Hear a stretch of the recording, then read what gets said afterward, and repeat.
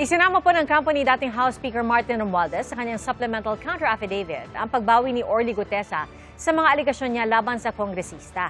Sa kabila po ng pagbaliktad ni Gutesa, sinabi ng ombudsman na may 28 silang testigo na handang magbigay ng direktang kaalaman sa mga transaksyon. Saksi, si Joseph Moro. Sa kabila ng pagbawi ni ex-Marine Orly Gutesa sa testimonya niyang naghatid siya ng mali-malitang pera kay dating House Speaker Martin Romualdez, ako'y lubos na nagsisisi. tila hindi naman nababahala ang Office of the Ombudsman sa magiging epekto nito sa nakasampang reklamo laban sa dating Speaker kaugnay sa umuning anomalya sa flood control projects. Anila hindi na bago ang pagrikano pagbaliktad ng mga testigo sa high-profile cases. Hindi raw umiikot ang investigasyon sa iisa o iilang witness. Ayon sa Ombudsman, may 28 testigo na handang magbigay ng direkta at material na kaalaman sa mga sinisiyasat na transaksyon.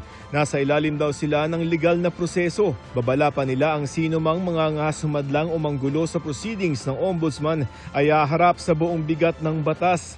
Ayon sa supplemental complaint bukod sa testimonial evidence, may hawak din daw silang documentary evidence tulad ng corporate, property documents at AMLC reports. Base sa supplemental complaint affidavit ng Ombudsman, ang testimonya ng siyam na mga dating bodyguard ang ilan sa mga ebidensya nila na napunta ang pera kay dating House Speaker Martin Romualdez. Pero 4 sa siyam na mga bodyguards na yan ang bumaliktad na. Pang-4 si Gutesa na bumaliktad. Sinabi na dati ng Ombudsman na maaaring isama na rin sa kasong plunder ang 3 naunang bumaliktad na ex-bodyguard. Wala pa silang pahayag kung gagawin din ito kay Gutesa.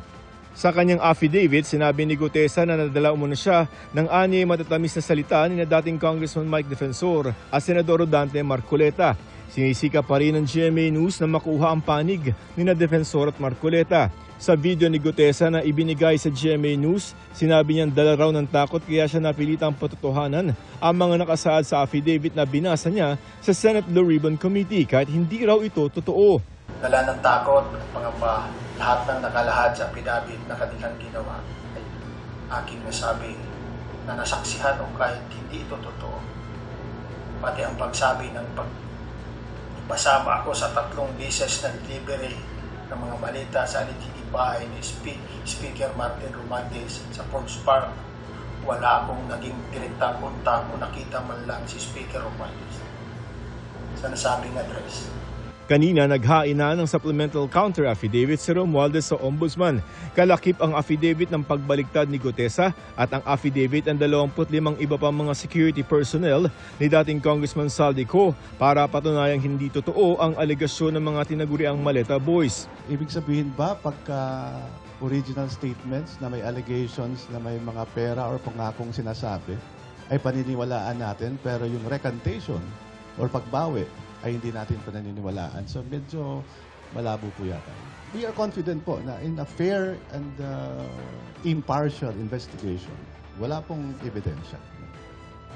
Ika nga walang corpus delicti, sabi nga ng mga lawyers sa sitwasyong ito. Ayon sa palasyo, batid ni Pangulong Bongbong Marcos na pinsan ni Romualdez ang pagbawi ni Gutesa ng kanyang aligasyon. Sabi ni Palace Press Officer Undersecretary Claire Castro, dapat beripikahin pa rin kung totoo ang mga sinasabi ni Gutesa ngayon. Kung sino yung mastermind sa pagpapagawa ng itong klaseng mga senaryo, sampahan ng kaso. Pero ito po ay nasa kamay na po ang Ombudsman, DOJ at ng mga ibang investigating bodies natin. Ang gusto lamang po din ng Pangulo, dapat ang kwento ay totoo. So, kailangan din po na maimbestigahan kung ano yung sinabi ni Mr. Gutesa para, na ma-verify kung lahat din ng sinabi niya ngayon after siyang mag-recant ay may katotohanan. Ako si Joseph Morong, ang inyong saksi.